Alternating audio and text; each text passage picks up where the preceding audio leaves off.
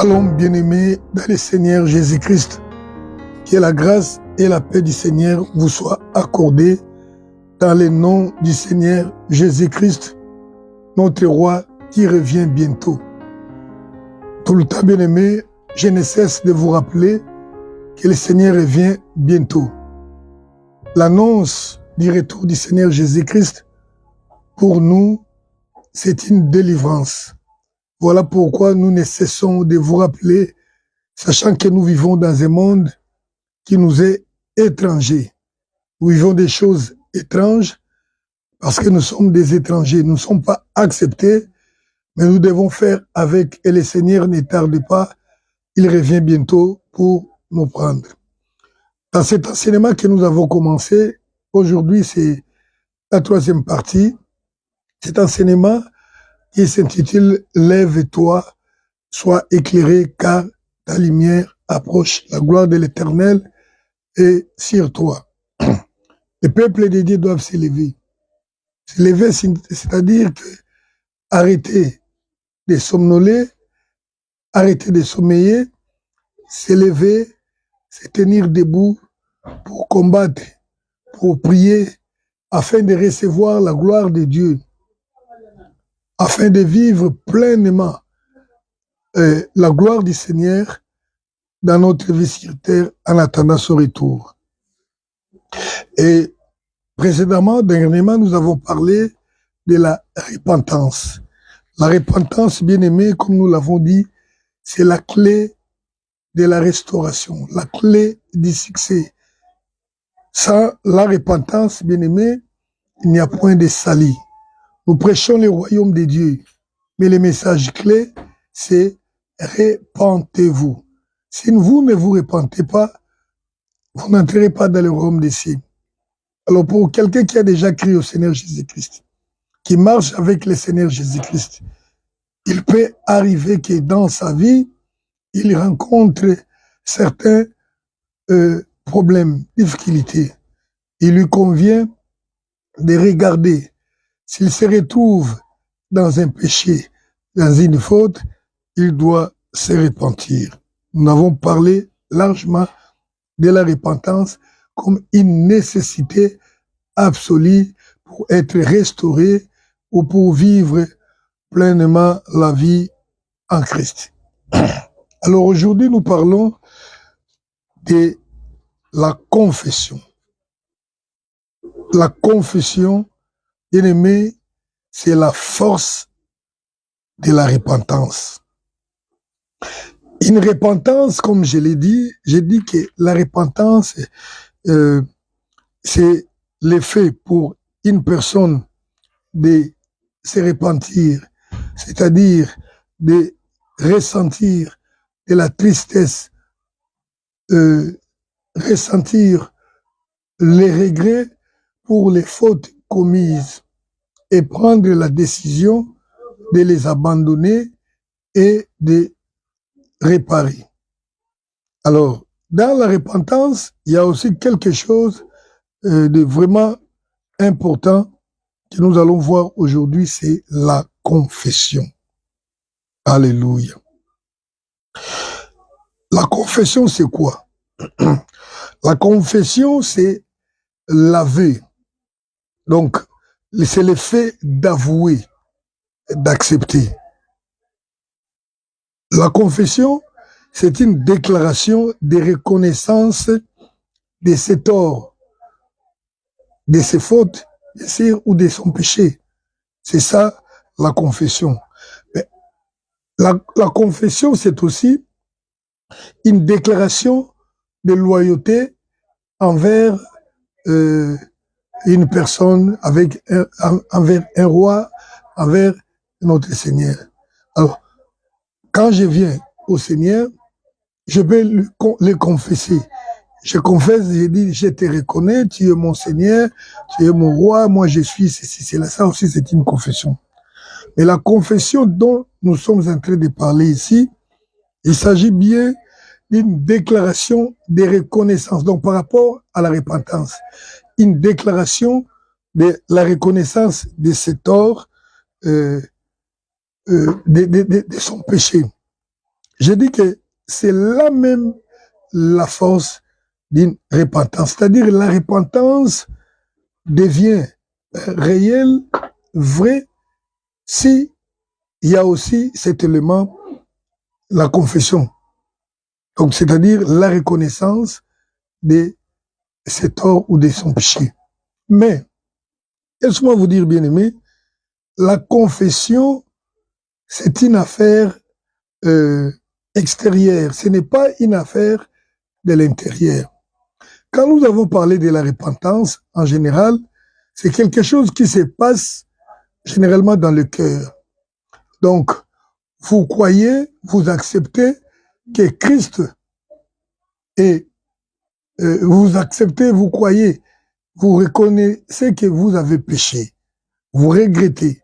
C'est dans le cœur, tout se passe dans le cœur. Vous prenez la décision, c'est dans le cœur. Vous dites que vous allez vous débarrasser de ça, ça se passe dans le cœur. Maintenant, ce qui va se voir, ce qui va se passer de l'extérieur, disons devant tout le monde, c'est la confession. Tu as accepté dans le cœur, mais tu dois avouer, tu dois parler avec ta bouche pour dire que non, j'ai péché, je reconnais que j'ai péché, je reconnais, excusez, je reconnais que j'ai commis du tort. Alors, c'est cette parole-là qui confirme aussi aux yeux des hommes que oui, réellement, et les repentis étaient vrais. Parce que j'ai ressenti les repentis dans mon cœur, mais la personne qui est en face de moi doit aussi comprendre que réellement je me suis repenti. C'est par la confession, c'est par l'aveu, c'est par la déclaration de reconnaissance de mon péché qu'il va comprendre que réellement je me suis repenti. C'est pourquoi j'ai dit que la confession est un acte extérieur, donc c'est-à-dire un acte qui ne passe pas dans l'intérieur de l'homme. Comme nous allons le voir, la confession se passe vis-à-vis de l'homme et la confession se passe aussi vis-à-vis de Dieu. Nous allons le voir. Mais je vais dire une chose, bien-aimé, que la confession est un acte d'humilité. Et pas seulement d'humilité, c'est un acte d'humiliation. Voyez-vous, une personne qui vient pour reconnaître que j'avais tort, c'est une personne qui s'est humiliée. L'humilité, or, l'humilité est une qualité recherchée par Dieu pour pouvoir élever ou restaurer une personne. Nous le disons souvent que l'orgueil précède la chute. L'humilité précède la gloire. Donc, quelqu'un qui s'humilie, qui reconnaît ses torts, qui reconnaît son péché, et cette personne-là est à mesure d'obtenir la miséricorde recherchée. Il est à mesure d'obtenir les pardons. Parce que lorsqu'on se répand, le motif ou bien l'objectif, c'est de recevoir les pardons de Dieu, bien sûr, et ça peut être aussi du prochain, selon les cas où les problèmes s'est présenté. Quand on répand, c'est-à-dire, on se répand, on cherche les pardons. Vous vous repentez à partir de votre cœur, mais vous devez l'annoncer. Vous devez annoncer à la personne qui a été offensée. Si c'est Dieu, vous dites à Dieu, je reconnais mes torts, je reconnais mon péché. Et là, ça se voit que la personne s'est humiliée. Bien-aimé, il y a beaucoup de personnes qui ne passent pas, qui n'avancent pas avec Dieu, qui ne sont pas bénis avec Dieu parce que ils se sont bloqués au niveau de la confession. Il reconnaît ses torts, mais il ne veut pas confesser. Cela veut dire qu'il ne veut pas s'humilier. Bon, il s'est dit, peut-être dans son cœur, si je pars lui dire que j'ai reconnu ma faute, il va penser que moi je suis... Donc, il y a l'orgueil. la confession est un signe d'humilité. C'est aussi un signe d'humiliation. Pourquoi? Parce que reconnaître ses torts, c'est pas quelque chose de bon, c'est pas quelque chose de louable. Quelqu'un qui vient reconnaître que j'ai commis des bêtises et il parle de ces bêtises-là, c'est vraiment humiliant. Or, une personne humiliée obtiendra certainement la faveur, la grâce et la miséricorde du Seigneur. Donc, dans chaque repentance, il faut qu'il y ait la confession. S'il n'y a pas de confession, cette repentance-là n'est pas réelle. Voilà pourquoi j'ai dit que la confession, c'est la force même de la repentance. Alléluia. Ainsi donc, nous voyons dans la Bible, toute personne qui croyait en Jésus-Christ, toute personne qui croyait en Dieu, qui se repentait, passait par ces points aussi de la confession. Donc là, nous allons lire rapidement Matthieu chapitre 3, versets 5 et 6. Nous allons lire Matthieu chapitre 3, versets 5 et 6. Je lis dans le nom du Seigneur Jésus-Christ. Voilà. Les habitants de Jérusalem, de toute la Judée et de tous les pays des environs des journées se rendaient auprès de lui et, confessant leurs péchés, ils se faisaient baptiser par lui dans les eaux du Jourdain. Voilà. Quand nous avons parlé de la repentance, nous avons dit, c'est d'abord Jean-Baptiste qui nous a mené cet évangile, qui était le peuple qui sert de cet évangile-là. Il enseignait, il disait, repentez-vous.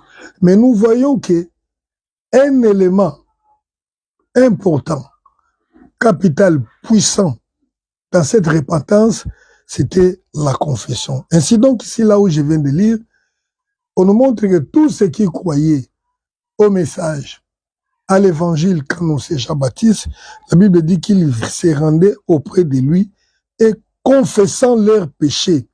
Donc chacun venait, il avouait, il déclarait devant Jean-Baptiste que moi, j'ai péché, je reconnais que j'ai péché. S'il n'y a pas de reconnaissance du péché, en tout cas, le pardon du péché devient, je dirais, impossible. Sans la confession, il n'y a point des salis. Sans la confession, les repentis est faux, la repentance est fausse et il n'y a point de salis. Nous allons lire dans Romains chapitre 9, verset 10. Romains chapitre 9, le verset 10. Alléluia.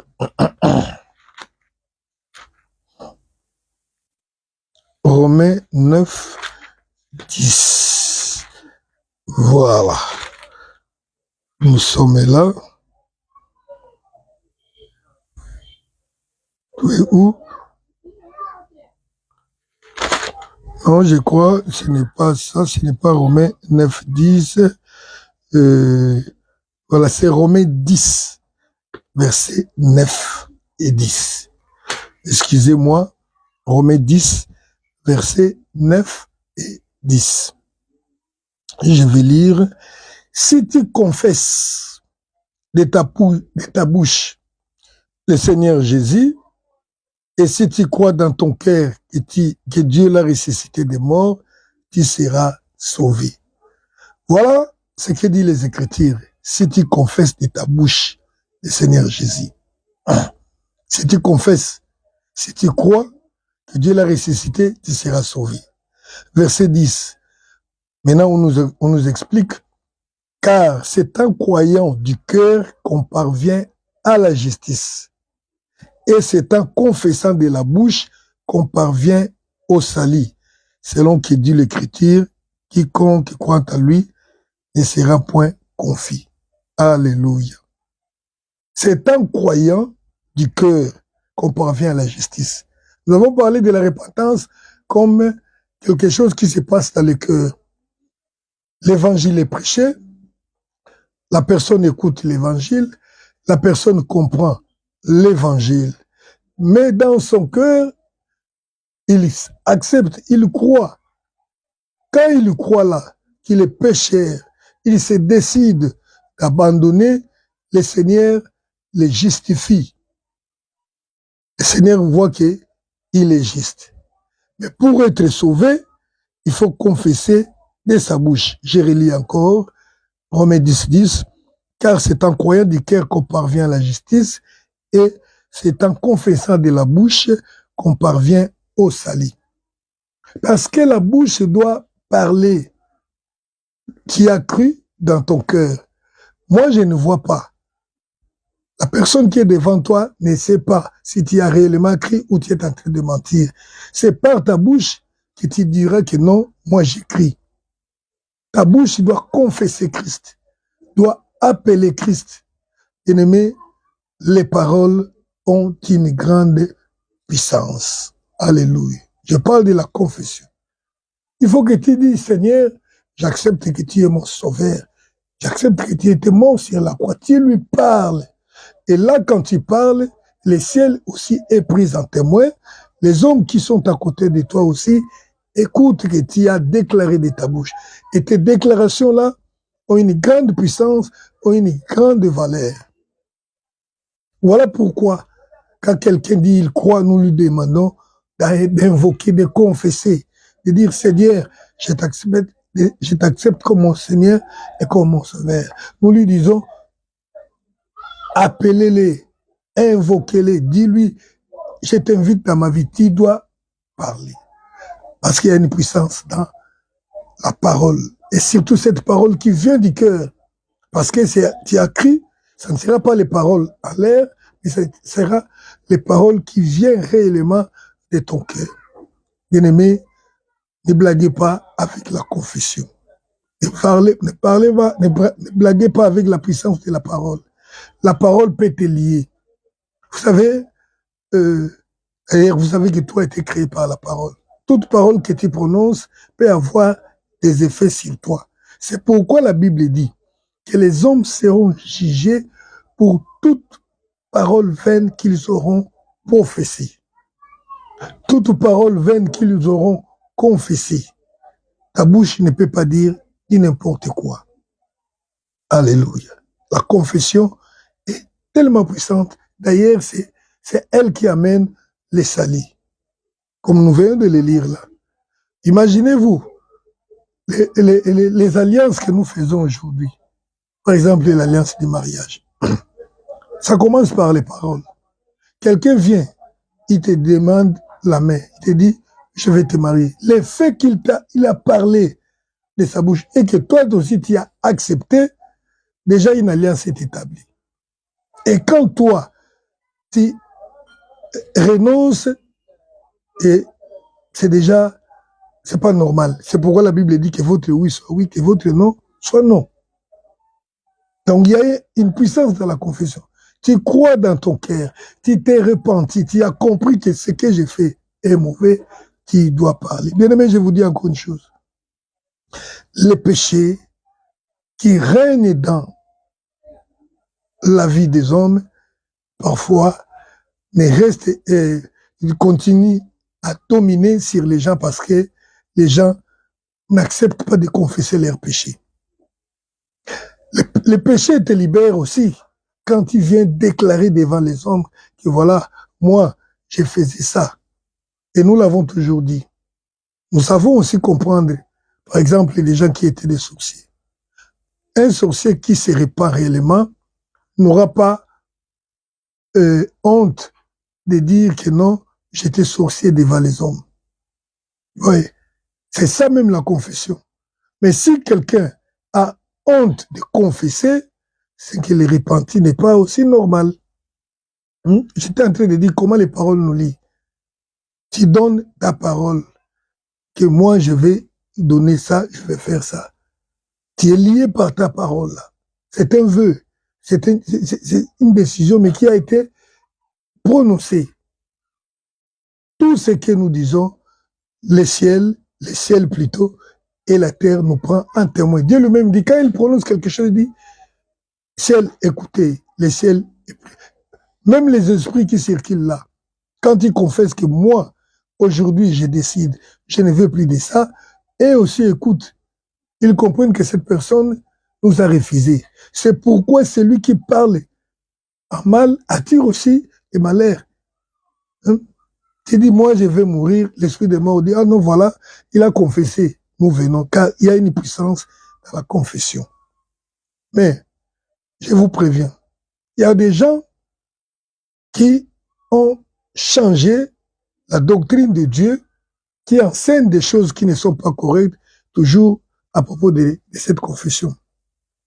Quelqu'un qui commence à confesser, je suis riche, et c'est ça dans les doctrines des démons, les doctrines parmi la doctrine des démons, la doctrine des prospérités.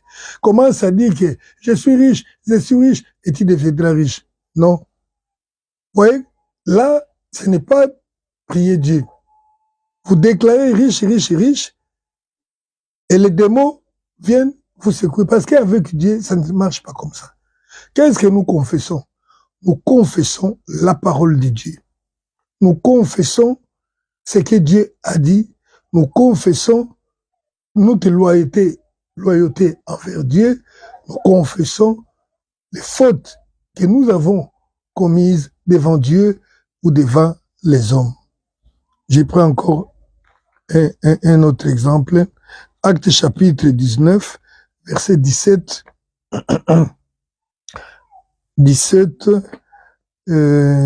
à 19. Voilà. Acte 19, 17 à 19. Je vais lire. Cela fut connu de tous les Juifs et tous les Grecs qui demeuraient à Éphèse. Et la crainte s'empara d'eux. S'empara d'eux tous. Et le nom du Seigneur Jésus était glorifié. Verset 18. Plusieurs de ceux qui avaient crié venaient confesser et déclarer ce qu'ils avaient fait. La confession, c'est la déclaration de ce qu'on a fait. La déclaration, la reconnaissance de ses torts. La confession, ça ne se passe pas, je suis mauvais, non, j'ai été menti. J'ai volé. Ici, la Bible nous montre que lorsque les apôtres sont descendus vers cette ville d'Éphèse, ils ont annoncé l'évangile. Les gens qui ont crié, qui se sont repentis, ont confessé tout ce qu'ils faisaient. Comme nous l'avons vu au temps de Jean-Baptiste, les gens venaient confesser. Ils ont venu dire que nous étions magiciens. Et ils ont présenté aussi quoi? Les choses qu'ils utilisaient dans leur magie. Ils ont parlé. La confession, vraiment, c'est un signe qu'on a changé de camp. Parce que quand on n'a pas changé, on ne peut pas accepter de dévoiler les secrets de son camp. Quelqu'un qui n'est pas à l'aise pour parler de ces choses-là qu'il faisait avant, en tout cas, nous comprenons que cette personne-là n'est pas encore convertie. Voilà, on vient de connaître la coupure, mais gloire à Dieu, nous avons maintenant la possibilité de nous dépanner lorsqu'il y a coupure. Ainsi donc, nous continuons. Donc, je suis en train de dire que la confession est un signe qu'on a changé réellement de camp. Parce que si on n'a pas changé de camp, on ne peut pas être à l'aise de dénoncer les camps auxquels on appartient. C'est comme ça que nous insistons sur certaines choses. Bon, nous n'insistons pas, mais nous savons, nous constatons que la personne qui est réellement convertie, c'est cette personne qui vient de se repentir. Vous êtes dans une église, quelqu'un comme ça se passe souvent, un frère et une sœur sont tombés dans l'impudicité. Bien, ils vivaient dans les péchés. Personne ne savait, mais après un temps, l'un d'eux vient auprès de vous, il vous dit, voilà, pasteur, je viens confesser, j'ai péché, et je vais demander pardon, que Dieu me pardonne. Alors, les frères est venu, la sœur aussi est dans l'église, mais la sœur ne vient jamais. Nous allons comprendre que pour la sœur, il demeure encore dans ces péchés-là. Vous savez, la confession, comme je le disais plus tôt, c'est quelque chose qui se passe de l'extérieur. C'est-à-dire, il faut parler. On confesse devant Dieu, parce qu'on a commis du tort à Dieu. On confesse aussi devant les hommes, devant l'homme qu'on a offensé. Ça, dans 1 Jean, chapitre 1, verset 9, la Bible dit ici, cet enseignement est vraiment important, il est profond. J'aimerais ne pas les couper, mais parler vraiment en entièreté, si ça va prendre le temps que nous puissions prendre ces temps-là. Je suis en train de vouloir lire 1 Jean, chapitre 1er, verset 9. Voilà, je suis là. La Bible dit ceci. Si nous confessons nos péchés, il est fidèle et juste pour nous les pardonner et pour nous purifier de toute iniquité. Ça, si nous confessons devant Dieu. Et maintenant, dans Jacques, chapitre 5, verset 16, la Bible dit ceci. Confessez donc vos péchés les uns aux autres et priez les uns pour les autres afin que vous soyez guéris. La prière agissant des justes a une grande efficacité. Je disais que la confession, c'est la confession qui donne accès au salut. Tu t'es repenti, tu as reconnu tes torts, c'est bien, mais il faut passer à la confession. Ici, on nous montre qu'on peut confesser devant Dieu ou bien devant son prochain.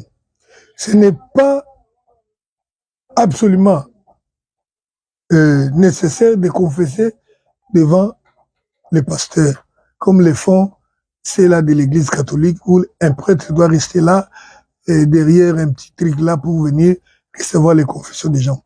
Si tu as commis du tort à ton prochain, c'est auprès de lui que tu vas confesser. Voilà. Mais maintenant, si le mal était commis au niveau de l'église, tu viens au niveau du pasteur et ça doit passer aussi dans l'église, comme les cas que je venais d'évoquer là. Vous êtes main conduit dans l'église, les gens ont vécu dans l'impudicité et peut-être que ceux de l'extérieur ont compris que ceux de cette église-là marchent dans l'impudicité. Et toute l'église a été souillée, a été calomniée, insultée à cause de vous. Et vous vous repentez en secret, et bien aimé, cela n'est pas normal, ce n'est pas possible devant Dieu. Il faut demander, il faut dire aussi à Dieu. Je me souviens une fois, le Seigneur nous avait révélé dans l'église, dans notre église, que si quelqu'un tombe dans l'adultère, dans l'impudicité, il va venir confesser devant l'église. C'était passé que nous étions dans une retraite et puis une prophétie est sortie. La prophétie disait que c'était que l'un des frères qui était avec nous vivait dans une relation pécheresse dans l'impudicité. Il était tombé dans l'impudicité. Les frères étaient là. Les frères a avoué. Et le Seigneur a demandé qu'il puisse demander pardon dans l'église. Et il nous dit désormais, si quelqu'un commet ces péchés, je vous exigerai de venir confesser devant l'église. Eh bien aimé, quand vous confessez comme ça devant l'église, même vous-même, même les péchés là, même les démons qui vous avez peut-être séduits, c'est que cet homme ne va plus accepter de les refaire. Parce que si on te demande encore de venir reconfesser, vous voyez que ça ne sera pas bon. Tu deviendras encore puissant. Bien-aimé, beaucoup de péchés vont t'abandonner le jour où tu acceptes de confesser devant les hommes. Imaginez-vous quelqu'un qui est avec vous dans l'église, qui vient vous dire, tel que vous me voyez, là, je chante devant vous, mais moi je vis dans la masturbation. Il y a des gens qui se cachent comme ça, qui vont chercher déjà ailleurs parce qu'ils ont honte. Mais quelqu'un qui se dévoile, c'est une personne que Dieu aime. C'est une personne qui va obtenir la victoire sur les péchés-là. La confession amène au salut. C'est très important. Et c'est la vérité, bien-aimé. Il faut vraiment avoir le courage là de confesser, de dire ce qu'on a fait. J'ai péché contre mon frère, je lui dis rien. J'ai dit seulement, pardonnez-moi, j'avais volé, j'avais calomnié. Non, tu dois lui dire, voilà, je t'avais fait du mal. C'est ça. Donc, dans les péchés, plutôt dans la confession, il y a ce que nous appelons la dénonciation.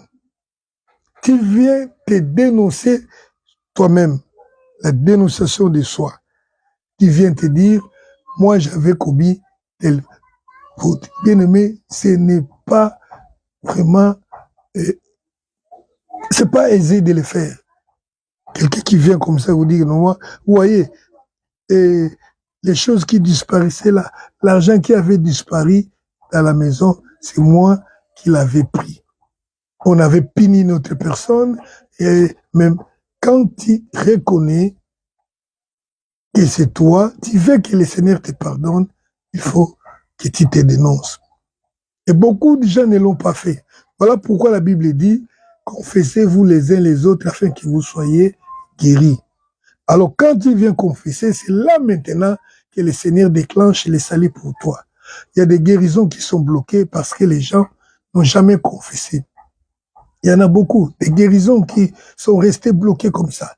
Dieu te regarde, il sait que non, toi, tu n'as jamais avoué. Tu demandes pardon toi-même dans ta chambre, mais non, la personne à qui tu as fait du mal doit comprendre que tu as accepté ton mal. Parfois même, il ne connaissait pas que tu lui avais fait le mal, tu dois accepter. C'est comme ça que ça se passe, c'est comme ça que ça doit se passer pour que les repentis soient normaux, pour obtenir le pardon et pour être guéris, pour être délivrés. Beaucoup de gens sont bloqués à cause de ça. La confession, c'est même la force de la repentance, c'est la confession qui nous amène au salut. Alléluia.